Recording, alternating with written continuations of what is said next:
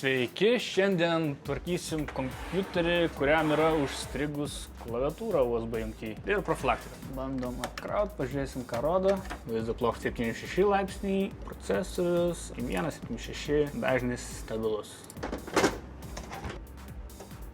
O, šlindo.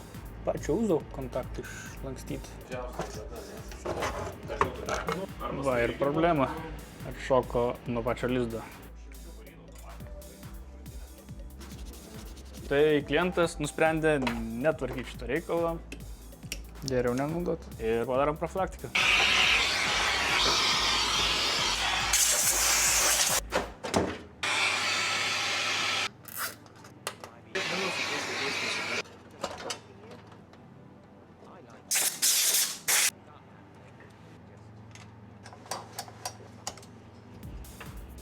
Vaizdo plokštė neardyta buvo, 27 super.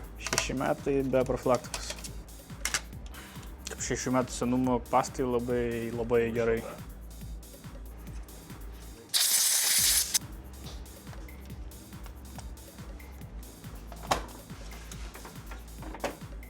Tai va, po valymo temperatūros vaizdo plokštės 72, -4 laipsniai, procesorius apie 70 laipsnių, dažnis nepakito, neblogas rezultatas. Ačiū už dėmesį.